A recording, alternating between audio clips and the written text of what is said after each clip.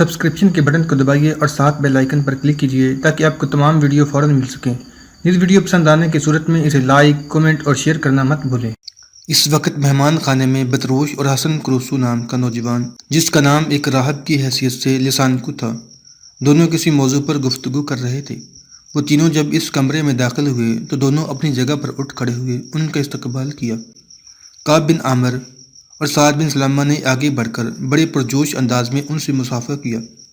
جب سب نشستوں پر بیٹھ گئے تب کعب بن عامر نے حسن کروسو کو مخاطب کر کے کہنا شروع کیا، میری عزیز، تیری حیثیت تیری عمر کو دیکھتے ہوئے میرے بیٹے جیسی ہے، اس لیے کہ تیری ہی عمر کا میرا ایک بیٹا بھی ہے، نام اس کا مغیرہ بن کعب ہے۔ تمہارے متعلق مجھے ابن زبیر تفصیل سے بتا چکا ہے۔ سب سے پہلے مجھے اس بات کا دکھ اور غم ہے کہ جب تم لوگوں نے غرناطہ چھوڑا تو تمہاری ماں بہن تم سے بچھڑ گئیں۔ دوسرا صدمہ اور دکھ مجھے یہ بھی ہے کہ تمہارے دادا نے اس وقت تک تم سے ملنے سے انکار کر دیا جب تک تم اپنی ماں اور بہن کو تلاش نہیں کر لیتے۔ تمہاری ذات کی تیسری جہت کی بھی مجھے خوشی بھی ہے کہ تم غرناطہ سے نکلنے کے بعد اپنے دادا کے پاس نہیں ٹھہرے بلکہ اپنی زندگی کو متحرک کرنے کے لیے خیر الدین باربروسا سے جا ملے۔ میری عزیز بیٹے، اس سلسلے میں تمہیں مبارکباد پیش کرتا ہوں کہ تم نے اپنے مستقبل کے لیے ایک بہترین راستے کا انتخاب کیا ہے۔ جہاں تک خیر الدین کا تعلق ہے، اس کا نام ہم نے ضرور سنا ہے، لیکن ہم یہ نہیں جانتے کہ اس کے عزائم کیا ہیں۔ اگر تم برا نہ مانو تو ہمیں اس کے خاندانی پس منظر اور سمندر کے اندر اس کے عزائم کے متعلق آگاہ کرو۔ وہ کیا کرنا چاہتا ہے، کیا عزائم رکھتا ہے جس کے تحت وہ سمندر کے اندر کوئی انقلاب برپا کرنے کا خواہش مند ہے۔ اگر تم کوئی تفصیل بتاؤ تو نہ صرف یہ کہ ہمارے علم میں اضافہ ہوگا بلکہ یہاں کے رہنے والوں کو ایک طرح کی آسودگی بھی ہوگی کہ سمندر کے اندر مسلمانوں کی ایک قوت دشمن کا مقابلہ کرنے کے لیے سر ابھار رہی ہے۔ کعب بن عامر تھوڑی دیر خاموش رہنے کے بعد اپنے سلسلہ کلام کو پھر آگے بڑھا رہا تھا۔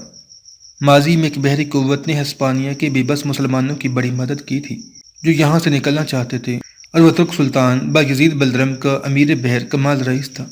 یہ کمال رئیس ہی تھا جس نے یہاں سے بہت سے بے گھروں کو نکالا۔ اس کے نکالے کچھ لوگ خوشحال افریقہ میں آباد ہو گئے اور کچھ بلغاریہ، رومانیہ اور بوسنیا میں بسا دیے گئے۔ بیٹے، تم چونکہ باربروسا کے ساتھ کام کر رہے ہو لہٰذا اس کے متعلق جاننا ہماری دلچسپی کا باعث ہوگا۔ قحطانی سردار کعب بن عامر جب تک بولتا رہا، حسن کروسو خاموشی سے سنتا رہا۔ جب قحطانی سردار خاموش ہوا تب اس نے کہنا شروع کیا، جیسا کہ میرے متعلق محترم ابن زبیر آپ کو تفصیل بتا چکے ہیں، میں یقیناً دو مقاصد کے لیے اپنی پرانی سرزمین میں داخل ہوا تھا۔ پہلا مقصد ماں اور باپ کو تلاش کرنا، جس میں میں ناکام رہا ہوں۔ دوسرا مقصد اس سے کہیں اعلیٰ اور عرفہ ہے، جس میں میری ملت، میری قوم کا سکون اور وقار پنہاں ہے۔ دوسرے مقصد کے لیے یوں جانیں میں خیر الدین باربروسا کی طرف سے اس کا نمائندہ بن کر آیا ہوں، اور اس موقع پر میں آپ دونوں سے یہ گزارش کروں گا کہ وہ لوگ جو ہسپانیہ میں لٹے پٹے ہیں، جنہیں یہاں کے حکمران خصوصیت کے ساتھ راہب پادری اور ہسپانیہ کا بادشاہ چارلس پنجم زبردستی عیسائی بنانے میں مصروف ہے، اور جو مذہب تبدیل نہیں کرنا چاہتے، پناہ کی تلاش میں ہیں، ان سے آپ رابطہ کریں۔ اس سلسلے میں میرا یہ ساتھی راہب بطروش آپ سے رابطے میں رہے گا۔ اس کے ساتھ دریائے فرویش کے کنارے کی راہبوں کی خانقاہوں میں جو ساتھی رہتے ہیں، الحمدللہ سب مسلمان ہیں، وہ آپ کے لیے کام کریں گے۔ جہاں جہاں مسلمان پھنسے ہوئے ہوں گے ان کی نشاندہی کریں گے اور انہیں البشارت لانے کی کوشش کریں گے۔ اس سلسلے میں آپ دونوں کا تعاون ہمارے لیے تقویت کا باعث ہوگا۔ یہاں سے نکلنے والے لوگ صرف چند ساعتیں آپ کی ان وادیوں میں قیام کریں گے، اس کے بعد انہیں ساحل سمندر پر جو مسلمان مچھیروں کی جھونپڑیاں نما بستیاں ہیں ان میں منتقل کر دیا جائے گا۔ وہاں سے ہم انہیں نکال کر محفوظ مقامات تک پہنچاتے رہیں گے۔ میرے خیال میں اس سلسلے میں آپ ہم سے ضرور تعاون کریں گے۔ حسن کروسو کے ان الفاظ کے جواب میں اس بار قحطانی سردار کعب بن عامر کے بجائے عدنانی سردار سعد بن سلامہ بڑی عاجزی کا مظاہرہ کرتے ہوئے کہہ رہا تھا، عزیز بیٹے، یہ تم کس قسم کی گفتگو کر رہے ہو؟ جس کام کے سلسلے میں تم ہم سے تعاون چاہتے ہو، یاد رکھو ہم پورا تعاون کریں گے، بلکہ جو لوگ اس طرف آئیں گے ان کی مالی مدد بھی کریں گے اور انہیں بڑی رازداری کے ساتھ ساحل پر مچھیروں کی بستی میں پہنچانے کا بندوبست بھی کریں گے۔ اس سلسلے میں ہم دریائے فرویش کے اپنے مسلمان راہبوں سے بھی تعاون کریں گے۔ میں سمجھتا ہوں کہ یہ مسلمان عیسائی راہبوں کے بیس میں بھی مسلم قوم کی بہترین خدمات سر انجام دے رہے ہیں۔ سعد بن سلامہ رکا، پھر اچانک وہ اداس اور افسردہ ہو گیا۔ اس کے بعد وہ بھاری سی آواز میں دوبارہ کہہ رہا تھا، بچے، ان علاقوں میں کبھی ہماری حکومت تھی اور ہمارے شہر، ہمارے قصبے مصور کے اوراق کے جمال جیسے تھے، لیکن اب ان سرزمینوں کے درد دریچے، ہولناک خواب، باغ بیگیچے، علم خیز عذابوں کا منظر پیش کرتے ہیں، اور اس میں کسی اور کا قصور نہیں، ہماری اپنی کوتاہیاں اور غلطیاں ہیں، اس لیے کہ ہم نے اپنے لیے جاہل اور غلط حکمرانوں کا انتخاب کیا جو اپنی خواہشوں کی پیروی اور تکمیل میں ڈوبے رہے، اور قوم و ملت کے جسد خاکی سے محبت، صداقت، ینگاگت، مفاہمت، اخوت اور یکجہتی نکال کر اس کی جگہ ندامتوں کا دھواں اور حبس کی دھند بڑھتے رہے۔ میرے عزیز، جب کسی قوم کے افراد کی انفرادی کوتاہیاں اجتماعی غلطیوں میں تبدیل ہو جاتی ہیں تو وہ قوم خداوند قدس کے عذاب کی حقدار ہو جاتی ہے۔ ہم بھی ایسے ہی عذاب سے گزر چکے ہیں۔ ہمارے حکمرانوں نے اپنی قوم کے دستے بازو میں بے نام اندھی تھکن ڈال دی، قوم کے افراد کے لرزیدہ ہاتھوں میں شکست کی راکھ بھر دی۔ اب جگہ جگہ عذابوں کی احتسابی عدالتیں قائم کر دی گئی ہیں، جہاں مسلمانوں کو زبردستی عیسائیت قبول کرنے پر مجبور کیا جاتا ہے، اور جو مسلمان عیسائیت قبول کر لیتے ہیں حقارتاً انہیں مورسکوز کا نام دیا جاتا ہے اور اسی نام سے انہیں پکارا جاتا ہے۔ اور مزید بدبختی یہ کہ نصرانیت قبول کرنے کے بعد بھی وہ بیچارے محفوظ نہیں رہتے۔ ان میں سے جو دولت مند ہوتے ہیں، راہب اپنی عدالتوں کے اندر یہ الزام لگاتے ہیں کہ وہ دل سے عیسائی نہیں ہوئے، لہٰذا انہیں عدالتوں میں پیش کیا جاتا ہے، اور راہبوں کی عدالتیں ان کے پاس جس قدر مال ہوتا ہے ان سے چھین لیتے ہیں اور انہیں کلیساؤں کی عقوبت گاہوں میں زندگی بسر کرنے کے لیے بھیج دیتے ہیں۔ وہ سرزمین جہاں کبھی ہم حکمران تھے، وہاں اب ماتمی بلبوس میں مائیں آنسو بہاتی ہیں، بیٹیاں پلکوں کی پگڈنڈی پر درد بھرے آنسو سجائے اپنی ماضی کو یاد کرتی ہیں، بڑے بڑے صنع دستے ہنر لیے دھکے کھاتے پھرتے ہیں۔ ہر کوئی اس بات کی تمنا اور امید رکھتا ہے کہ تقدیر کے سفل میں کوئی مسلمان رہنما کی سالار چمکتے سورج کی تپش بن کر نمودار ہو اور قوت کی عظمتوں سے وجود ملت کو پہلے تابداری عطا کرے، گردنوں سے لہو کی صلیب ہٹائے، قوم کی حصار کو غلامی کی زنجیروں سے نجات دلائے، ملت کے سوکھی ہونٹوں کی سلگتی پیاس کو بجھائے۔ یہاں تک کہنے کے بعد سعد بن سلامہ رکا، پھر وہ تقریباً روتی ہوئی آواز میں کہہ رہا تھا، پر ہائے حیف، ایسا کوئی انقلاب رونما نہیں ہو رہا، صرف البشارات کی یہ وادیاں ہیں۔ پورے اندلس میں ابھی تک راہبوں کی اذیت ناکی سے بچی ہوئی ہیں، ورنہ پورے ہسپانیہ میں مسلمانوں کی خالی حالت، مکانوں سے لپٹ کر روتی چاندنی، درختوں سے جدا بے خانمہ پتوں سے بھی بدتر ہو چکی ہے۔ راہبوں کی عدالتیں جب چاہتی ہیں مسلمانوں کو کسی خرد کتابوں نا آسودہ ارمانوں کی طرح موت کا لقمہ بنا دیتی ہیں۔ ان سرزمینوں میں مسلمانوں کو یکسر اور مکمل طور پر تہذیب کے کالے زندانوں اور اندھے سماجی پھندوں میں ڈال دیا گیا ہے۔ ہر کوئی کسی ایسے دستے اعجاز کا منتظر ہے جو بیک جنبش نظر جسارت، جرأت مندی کی شکستی بن کر نمودار ہو اور مسلمانوں کی عظمت اور وقار کو ان کی سرزمینوں میں پھر بحال کرے۔ تھوڑی دیر کے لیے سعد بن سلامہ رکا، پھر دوبارہ دکھ بھرے انداز میں کہہ رہا تھا، اس وقت عالم اسلام کے سامنے دو بڑی مسلمانوں کی حکومتیں ہیں، ایک ترکوں کی جس کا سلطان ان دنوں سلیم بن بایزید ہے، اور دوسری مسلمانوں کی حکومت ایران میں شاہ اسماعیل کی ہے۔ یہاں کے مسلمان مسلمانوں کے حق میں نہیں۔ اگر مسلمانوں کی دونوں حکومتیں باہم اتفاق کر کے ہسپانیہ کے مسلمانوں کو جبر و استبداد سے نجات دلانا چاہیں تو وہ ایسا کر سکتی ہیں، بلکہ ان سرزمینوں میں اپنے ماضی کی عظمتوں کو بھی بحال کر سکتی ہیں۔ لیکن جو خبریں سننے میں آ رہی ہیں وہ بڑی حوصلہ شکن ہیں کہ ترکی کے سلطان سلیم اور ایران کے سلطان اسماعیل صفوی کے درمیان دشمنی اور عداوت دن بدن گہری ہوتی جا رہی ہے۔ اگر یہ خبریں صحیح ہیں تو میں سمجھتا ہوں کہ مسلمانوں کے لیے ایک اور بدبختی کی ابتدا ہے۔ سعد بن سلامہ رکا، پھر حسن بن قروسو کو مخاطب کر کے کہہ رہا تھا، کعب بن عامر تم سے خیر الدین باربروسا کے متعلق تفصیل جاننے کے لیے کہہ چکا ہے۔ اب میں بھی تم سے گزارش کرتا ہوں کہ تم چونکہ باربروسا کے ایک سرکردہ ساتھی کی حیثیت سے گروہ میں شامل ہو چکے ہو، لہٰذا ہمیں اس کے متعلق تفصیل سے بتاؤ۔ چھوٹا راہب لسان کو، جس کا اصل نام حسن قروسو تھا، جو ایک پکا اور کٹر مسلمان تھا اور باربروسا کے سرکردہ ساتھیوں میں سے ایک تھا، کچھ دیر سوچتا رہا، پھر قحطانی سردار کعب بن عامر اور عدنانی سردار سعد بن سلامہ کی طرف دیکھتے ہوئے کہہ رہا تھا، میرے محترم سردار، خیر الدین باربروسا لزبس میں پیدا ہوا۔ اس کا اصل نام خضر تھا۔ اس کے باپ کا نام یعقوب تھا، جس کے 4 بیٹے یعنی خیر الدین باربروسا کے 3 بھائی بھی تھے۔ 4 بھائیوں کے ناموں میں سے پہلے اسحاق، پھر الیاس، پھر عروج اور پھر خضر یعنی خیر الدین باربروسا آتے ہیں۔ جیسا کہ میں پہلے بتا چکا ہوں کہ اس کے 3 بھائی اور تھے جو ملاح کا پیشہ اختیار کیے ہوئے تھے۔ خیر الدین بچپن میں کمہار کی بھٹی پر کام کیا کرتا تھا۔ یہ وہ دور تھا جب یورپ والوں نے سارے سمندر کے اندر قزاقی کو اپنا پیشہ بنا کر رکھا تھا۔ اسی پیشے کے سرکردہ لوگوں نے خیر الدین باربروسا کے بھائی کو ایک بحری لڑائی میں مار ڈالا۔ اس کے بعد خیر الدین کے بڑے بھائی عروج نے سمندر کی ان مہموں کو اپنے ذمے لے لیا۔ عروج ایک بہترین ملاح تھا، اس کی داڑھی شعلے کی طرح سرخ تھی، وہ بڑا فیاض طبع تھا۔ مختلف جزیروں میں وہ ہسپانیوں سے برسرے پیکار رہا۔ ان لڑائیوں میں پہلے اس کا ایک ہاتھ کٹ گیا، پھر وہ بحری قزاقوں اور ہسپانیوں سے جنگ کرتا مارا گیا۔ اس کے بعد سب سے چھوٹے بھائی یعنی خضر، جسے اب خیر الدین باربروسا کہتے ہیں، اپنے بھائی کی کشتیوں کا بیڑا سنبھالا، اور اسی دلیری اور بے خوفی سے اس نے قزاقوں کا مقابلہ کرنے کے لیے مغرب کا رخ کیا، جس جرأت مندی سے اس کا بھائی عروج کام کیا کرتا تھا۔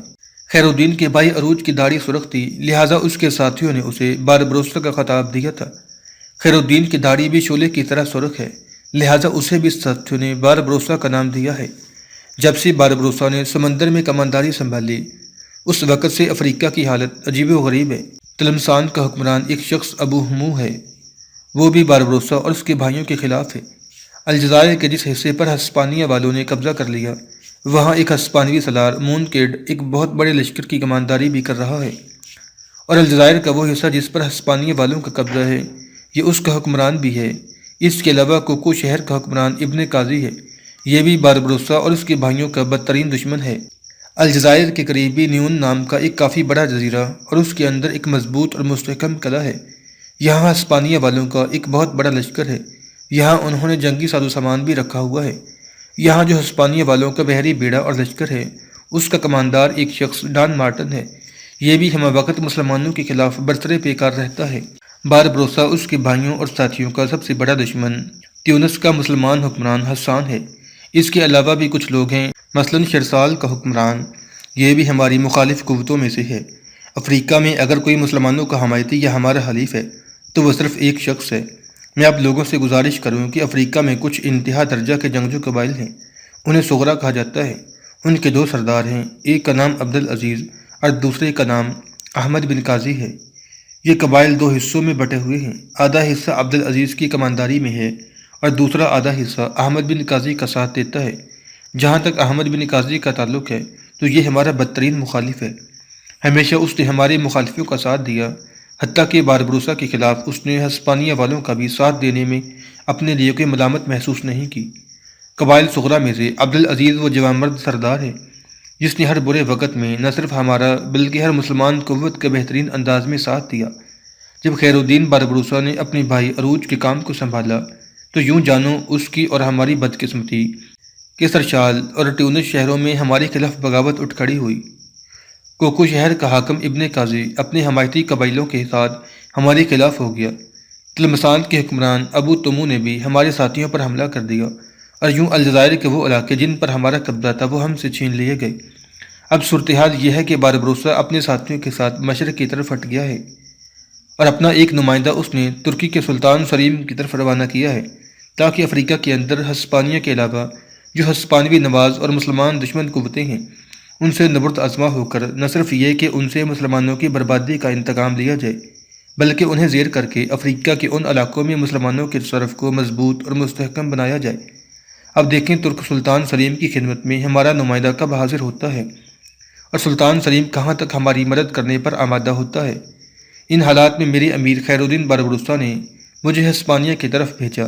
میرا انتخاب اس لیے کیا گیا کہ میں یہاں کا باشندہ تھا، یہاں کے اکثر و بیشتر علاقوں سے آگاہی رکھتا ہوں۔ جس طور اور جس انداز میں ہسپانیہ کی سرزمینوں میں داخل ہوا ہوں، اس کی تفصیل میرا ساتھی آپ لوگوں کو بتا چکا ہے۔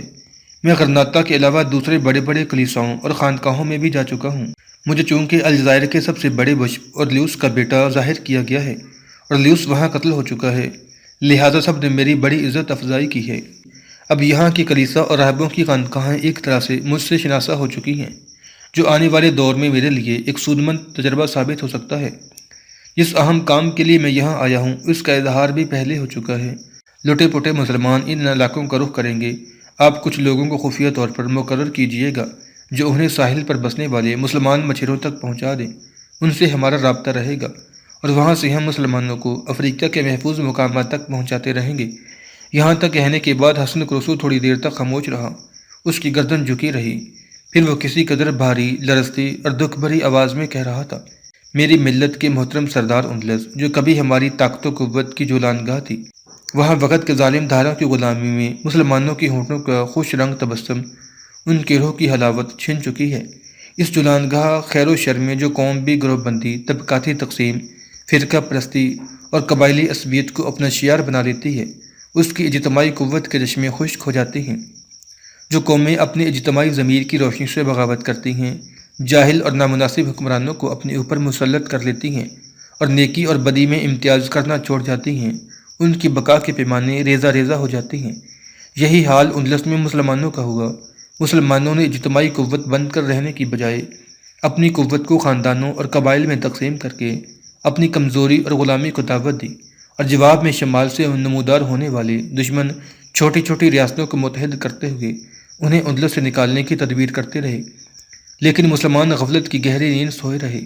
میری قوم کے قابل عزت سردار، اندلس کے مسلمانوں کی بدبختی یہیں پر ختم نہیں ہو جاتی کہ وہ اپنی حکومت، اپنی آزادی، اپنے وطن، اپنے ملی اور قومی تشخص سے محروم ہو چکے ہیں، بلکہ اب انہیں زبردستی مذہب تبدیل کرنے پر مجبور کیا جا رہا ہے۔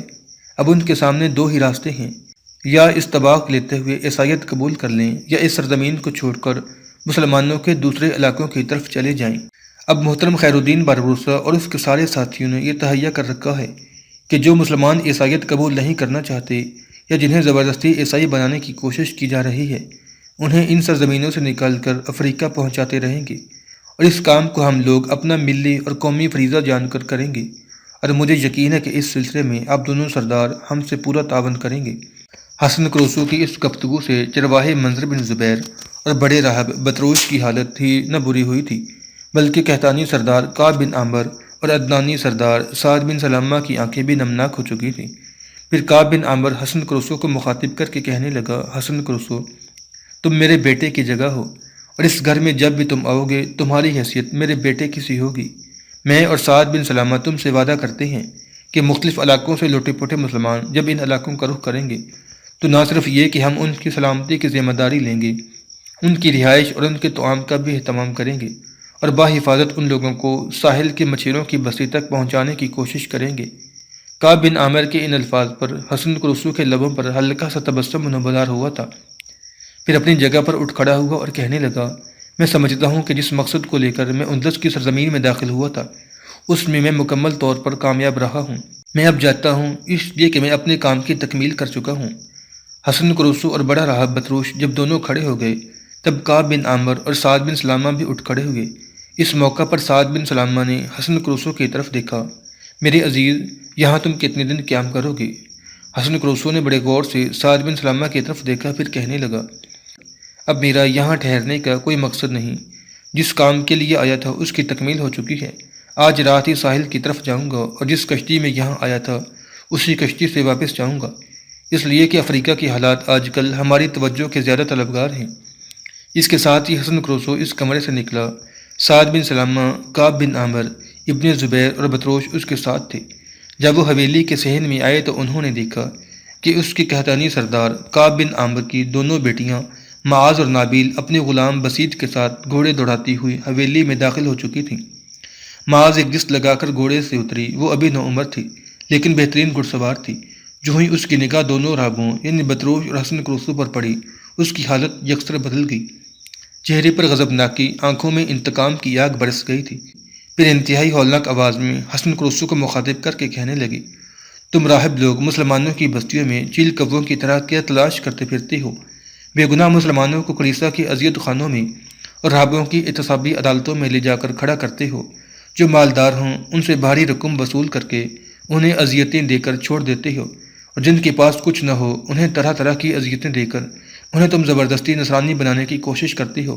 کیا تمہارا دن یہی سکھاتا ہے؟ کیا انسانیت کا یہی تقاضا ہے؟ تم یہاں ہماری حویلی میں لینے کیا آئے ہو؟ یہ دیکھنے آئے ہو کہ جس وقت ہم آزاد تھے اس وقت ہماری حالت کیا تھی؟ اب غلامی کا چوغا پہننے کے بعد ہم کس کرب میں ہیں؟ اپنی حدود کو نہ پھلانگو راہبو، ہم سے ہمارے تصورات سے سجے لمحے اور دکھ سمونے کے ٹھکانے نہ چھینو۔ تم لوگ کیوں مسلمانوں کے دل کی گرہوں میں شکست ذات کے نئے درد بھرتے ہو؟ تم لوگ ہماری راحتوں کی چھاؤں کو موت کی تمازت اور ہمارے حوصلوں کے شباب کو نہ تمام خواہشوں میں تبدیل کر دینے کا تہیہ کیے ہوئے ہو۔ مسلمانوں پر طرح طرح کے بیجا الزامات لگا کر تم اندلس کے مسلمانوں کو کچی مٹی کے ٹیلوں کی طرح بے شکل غبار ہیلے بنانا چاہتے ہو۔ ہمارے لیے آگ اگلتی راہیں استوار کر کے ہمارے سامنے بے چارگی کے حولے کھڑے کر دینا چاہتی ہو کہ تمہارے چہرے ہمیں ہی ڈرانے لگے۔ پھر یاد رکھنا اب ہم زندگی کی اس نہج پر کھڑے ہیں جہاں نہ ہم اپنے ہونے سے خائف ہیں اور نہ ہی اپنے نہ ہونے کا غم ہے۔